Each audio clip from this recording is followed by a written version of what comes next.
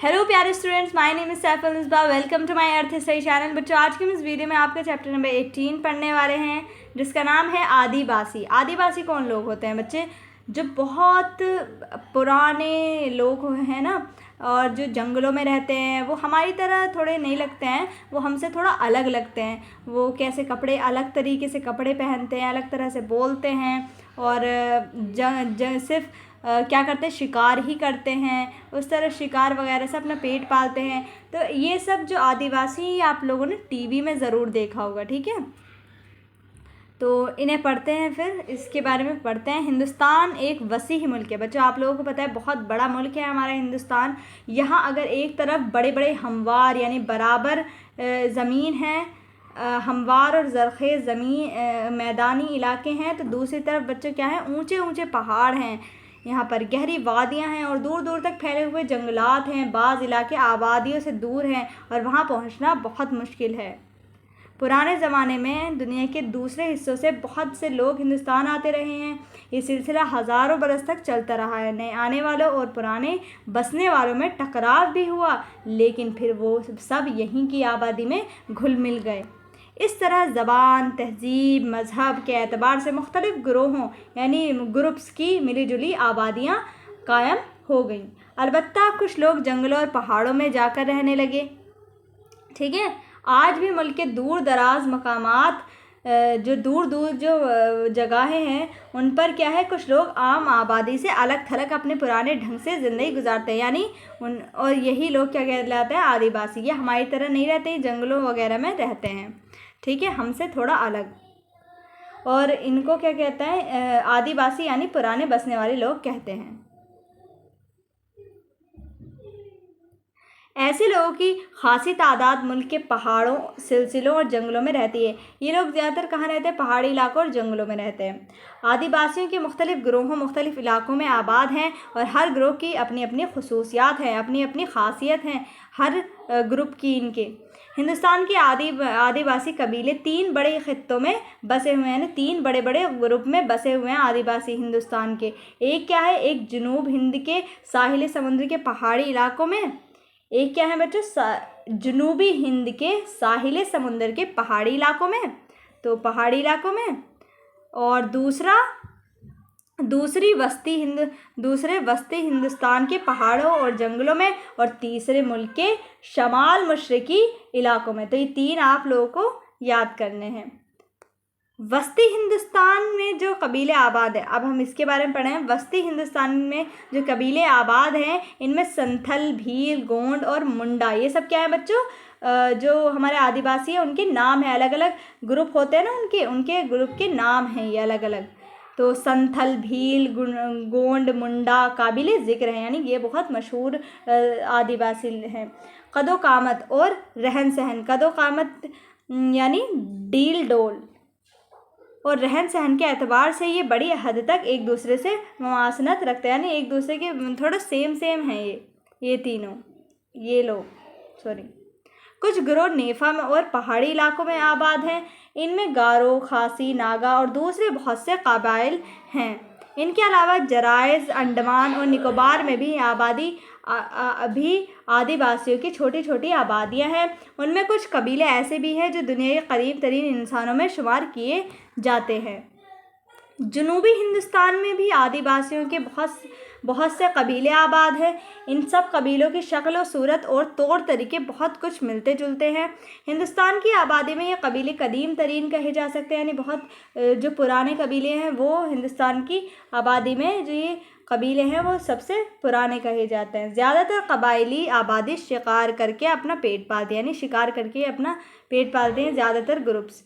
जनूब में मगरबी साहिल का इलाका नबाताती दौलत से मालामाल है, यानी जनूब में जो मगरबी साहिल का इलाका है वो नबाताती दौलत से मालामाल है, यानी यहाँ पर जंगली जानवरों की भी बहतात है। यहाँ पर हाथी, शेर, रीछ और भैंसे यहाँ बेकसरत मिलते हैं। तो जब यहाँ पर बेकसरत मिलते हैं तो इनका तो बहुत फ़ायदा होता होगा आदिवासी का, क्योंकि ये तो सिर्फ शिकार करते हैं। इन पहाड़ियों में आबाद कबाइल खाना बदोश हैं और एक जगह से दूसरी जगह आते रहते हैं, यानी खाना बदोश यानी जिसका कोई ठिकाना हो न हो, ये इधर उधर जाते रहते हैं। 10-12 ख़ानदानों के लोग इकट्ठे रहते हैं। वो पहाड़ों की ऊंची चोटियों पर पानी के चश्मों के करीब झोपड़े बनाते हैं। एक ही झोपड़े में 2 ख़ानदान हों तो बीच में पर्दे के तौर पर टट्टी लगा दी जाती है।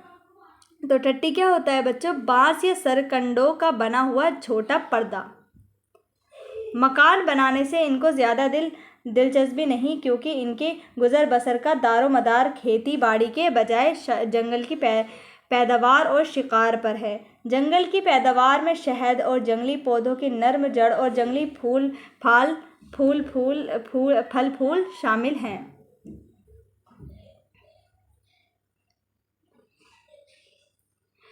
शहद इकट्ठा करने के लिए ये इन दरख्तों की तलाश में रहते हैं जहाँ शहद की मक्खियाँ छत्ते बनाती हैं। ये इन दरख्तों में खूंटियाँ गाड़ देते हैं ताकि इन पर चढ़ने में आसानी हो। आमतौर पर बरसात में बारिश के बाद ये लोग रात के वक्त छत्तों के करीब जाते हैं। एक हाथ में जलती हुई मशाल यानी जो आग रहती है ना यहाँ पर उनकी, तो जलती हुई मशाल लिए रहते हैं ताकि शोले की चमक और धुएं की वजह से मक्खियाँ डंक न मार सके। शहद इकट्ठा करने का काम हफ्तों तक जारी रहता है।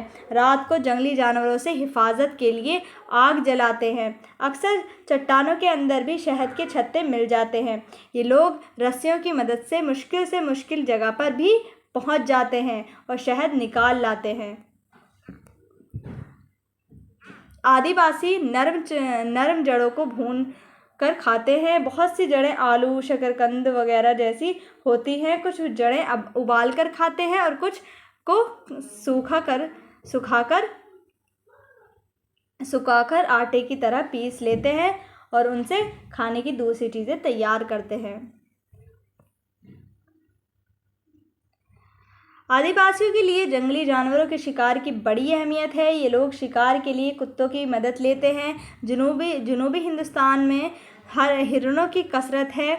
कुत्तों की मदद से ये हिरणों को तंग घाटियों के रास्ते चश्मों के किनारों तक ले आते हैं और फिर हर तरफ से इनका रास्ता बंद कर देते हैं। हिरणों को बचने के लिए पानी में कूदना पड़ता है। पानी में तैरते हुए हिरणों की रफ्तार सुस्त हो जाती है और इस तरह आदिवासी इनको पकड़ लेते हैं। इनका गोश्त खा लिया जाता है और खाल ओढ़ने, बिछाने और पोशाक बनाने के काम आ जाती है। कभी ये हिरण को खाल समेत भून लेते हैं और बड़ी रुग़बत से खाते हैं। आपको बहुत अजीब लग रहा होगा कि खाल भी खा लेते हैं, हाय हाय, पर ये लोग ऐसा ही करते हैं बच्चे, शिकार करते हैं और उनको ही खाते हैं। मछली का शिकार भी इनका महबूब मशगला है। ये लोग पानी को घड़ों में रोक लेते हैं। इनमें मछलियाँ पल जाती हैं तो पानी में किसी दरख्त की छाल का सफूफ छिड़क देते हैं। किसी दरख्त की छाल का सफूफ छिड़क देते हैं, यानी छाल का कुछ सफूफ छिड़क देते हैं पानी में, और सफूफ पानी में मिलते ही मछलियाँ बेदम होने लगती हैं, यानी मरने लगती हैं और उन्हें ये पकड़ लेते हैं। मछली के शिकार में औरतें और बच्चे भी शौक़ से हिस्सा लेते हैं। सफूफ बच्चों होती पिसी हुई चीज़ पाउडर।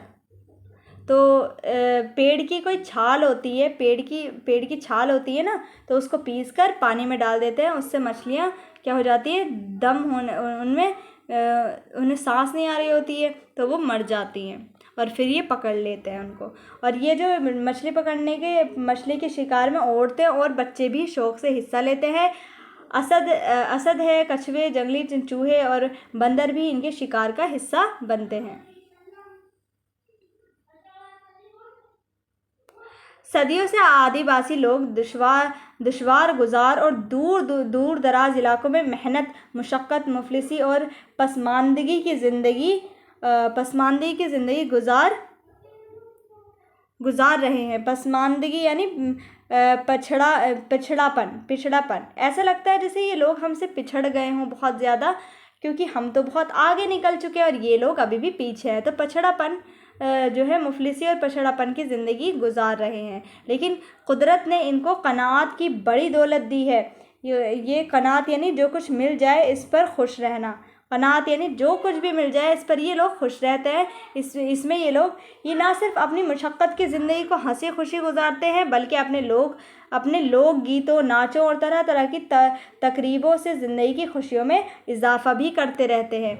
ये मिलजुल कर रहते हैं, एक दूसरे के दुख सुख में बराबर के शरीक होते हैं और जी भर के ज़िंदगी से लुत्फ़ अंदोज़ होते हैं। आदिवासी हमारे लुत्फ़ अंदोज़ होना, मज़े लेना। आदिवासी हमारे मुल्क के रंगारंग ज़िंदगी का निहायत अहम हिस्सा है। इनके तौर तरीके और रस्म व रिवाज न सिर्फ कदीम हिंदुस्तान की याद दिलाते हैं, यानी पुराने हिंदुस्तान की याद दिलाते हैं, बल्कि ये हमारी कौमी तारीख़ का हिस्सा हैं। मुल्क की तरक्की के साथ साथ आदिवासियों की ज़रूरतों और तालीम व तरबियत पर भी तवज्जो हो रही है। तो बच्चे, ये था आप लोगों का चैप्टर जो कि आदिवासियों के ऊपर था।